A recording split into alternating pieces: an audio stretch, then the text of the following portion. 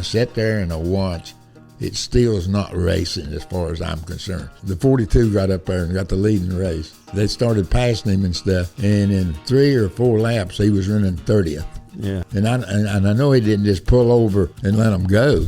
And at one time, first 6 cars was Toyotas. The next time I looked up, the next 5 cars was Fords. The Chevrolets as a whole wasn't as good as the other cars.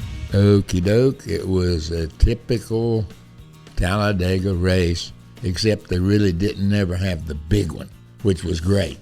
You know what I mean? Yeah. It was, I guess it was basically about the same, but it was so much different, especially right there at last, when some of them stopped and some of them ran out of gas. You know, it made it interesting, but I still can't, when I sit there and I watch, it still is not racing as far as I'm concerned. It's running and jockeying, sort of like playing chess. You know, who moves where, and, you know, do you keep up with them or somebody pushing you?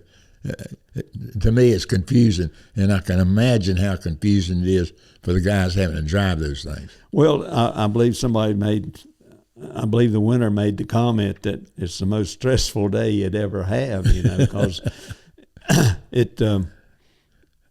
when they're running in them packs, Richard, that's got to be fairly easy, and they're saving fuel and all that, you know, and then some of them, the cautions mess everything up in the stages. When the guys is all saving fuel, and this guy's is running 30th, why don't they just go ahead and run wide open? you know what I mean? They know they're not going to win the race anyway. And well, I get that too. And maybe some of them go out there like a rabbit and that'd make everybody else run fast. Well, so maybe some of them still wind up the same. Whether you slow down to save gas or you run wide open and everybody uses gas, it still equals out to being the same thing. Well, just like if you're going on a trip and you slow down, it's so we can get further.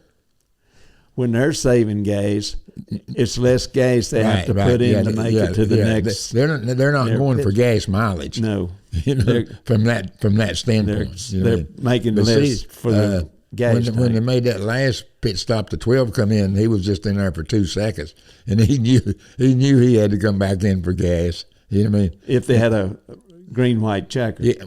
Yeah, right. And the 22 finally stopped also, and. Of course, naturally, the 5 car ran out of gas.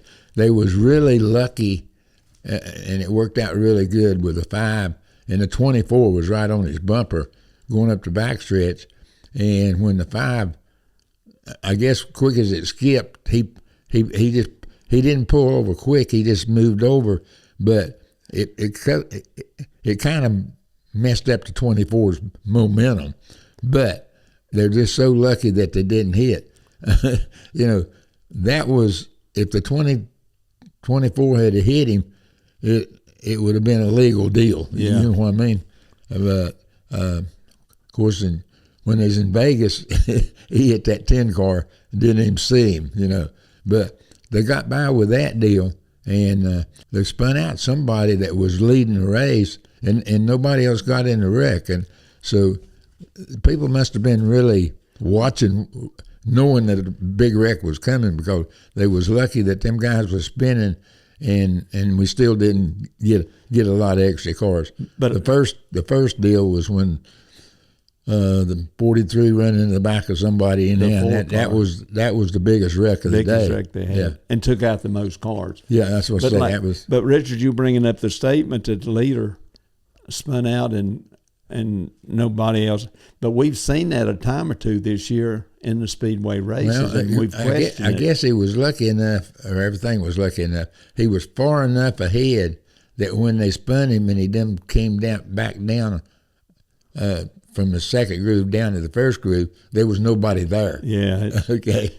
You know, if it had been side by side, it had been a big break. But when they spin quick too. Oh God! Well, you run, and then that gets 200 mile out, and things spin quick. But when I got to point standing this morning, I was really surprised that the 5 car is still pretty good shape, even though he finished. Yeah, but hey, when they started the thing, he had 40 46 points 40, going in. Okay, yeah. so that's a race right there. You know what I mean? So he went in with 2 races to make the 3-race cut, and everybody else had to run all 3 of them.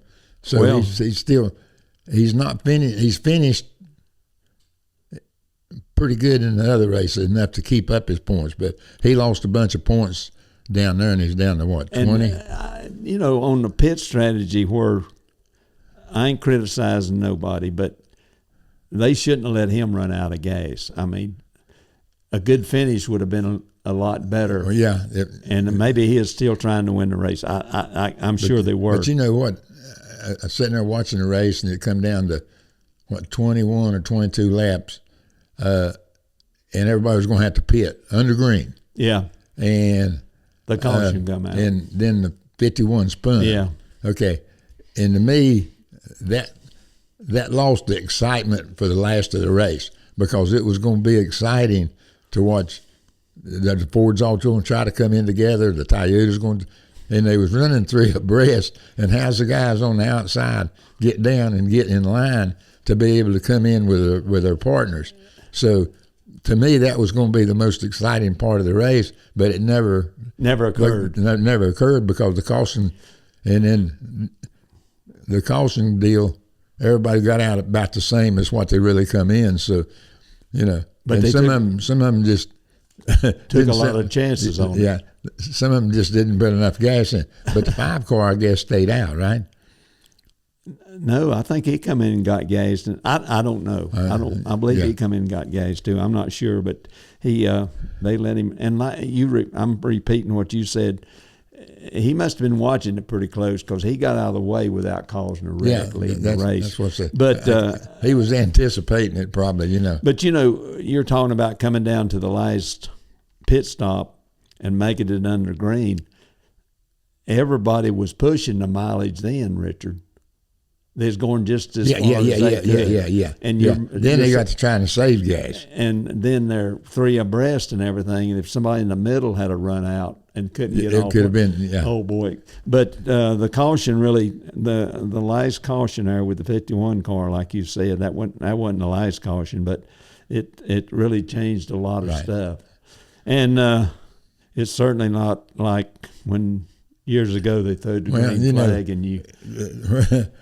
We go back during the race sometime, and the 42 got up there and got the lead in the race, and they started passing him and stuff, and in 3 or 4 laps he was running 30th. Yeah, you know what I mean. And I know he didn't just pull over and let them go, but that's how much with momentum, when they do get a whole pack going, the momentum just carries everybody. And if you just think about letting off a little bit more than anybody else, man. But let's get back to the points, Richard. It looks like the top 4 are locked in. Yeah, I would say somebody will have to win Martinsville. In other words, the 4 that's out. The 24, the 22, the 12, and the 9. They will have to win Martinsville, because they can't point themselves. None of those can point themselves into the playoff. If they do, it'll be worse than Talladega was, because they'll be a lot to knock out everybody, I guess. But all right, of the 4 that's out, who do you think's got the best chance to win Martinsville? Martinsville? Yeah. The 12 runs awful good up there, but the 9 runs good up there, I was too. going to say, I'd say the 9 has got the best chance. The Hendricks Chevrolets run good. They run a bunch of races up there with, 5 or 6 different drivers. So. And, if one of them wins a race, it's going to eliminate either the 20 or the 5 car. Yeah, you're right. Because they're still pretty, according to which one of them finishes in front of each other. Yeah, right now the 20 is just a little bit ahead of the 5 car, right? They're tied. Oh, they're tied? 4106, 4106. That's pretty close to a tie. I think that makes a tie. That's close to a tie. Okay. So Martinsville's going to be interesting for those people, okay, for those 4 that's not in. And the next 2, also it's going to be interesting to the 5 car and the 20 car.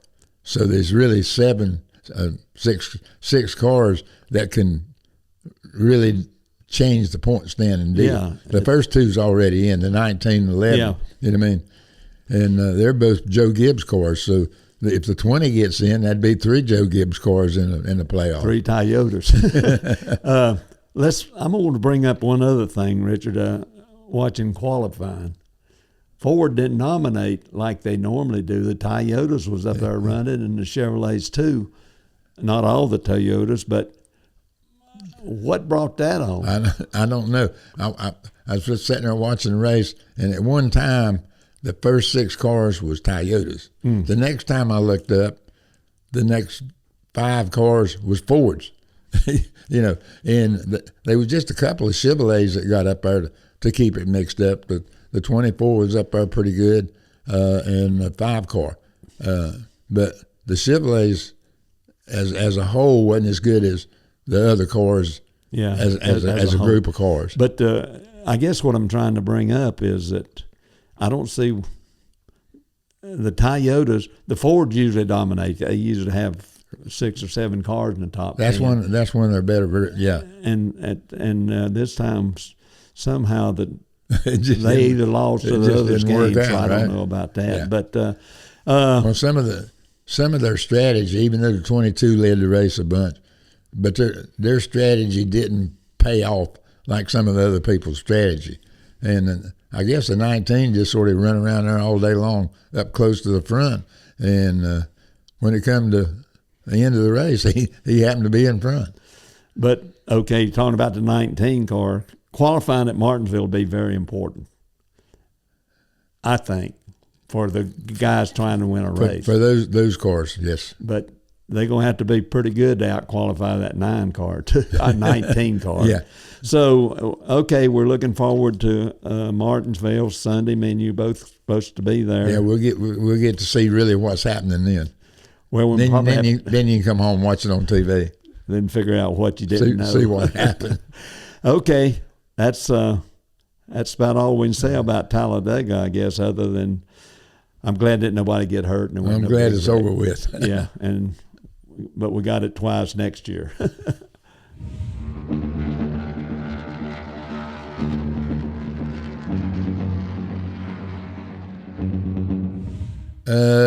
It probably would have. I've never looked back, and I've never talked to anybody about, whether I'd have won another championship or lost a couple, because I really don't know how they kept up with them. But I do know that if the championships, I was looking the other day on the deal, and if the championships had been counted like what they were with me, then Jeff Gordon would have won 7 championships, and Jimmy Johnson would have won 4. They would have just swapped it back. So, again, to me, that kind of shows that the championship should be a year-long thing, not just 1 or 2 race deal. I'm like Richard. I never sat down and figured it, but if it come down to the end of the race and he had to beat 1 car, or if he had to beat 3 cars to win, we'd work hard to do that.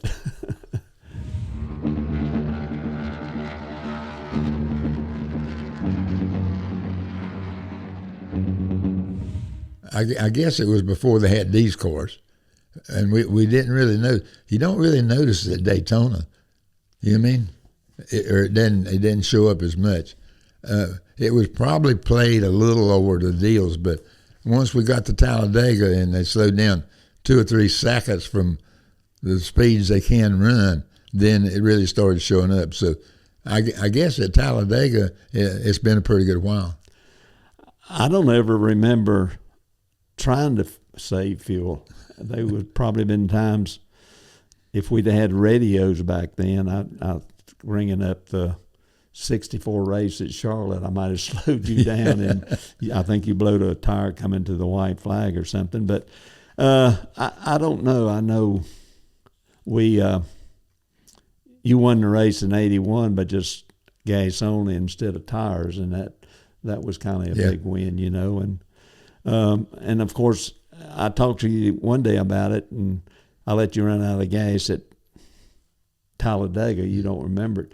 But in my defense, we'd gone further than that, so I'm thinking that the gas man didn't get it full, and he didn't tell me. And I'm not, but that hurt me pretty bad. And I think we had a good shot of winning that race, but that's over and gone too.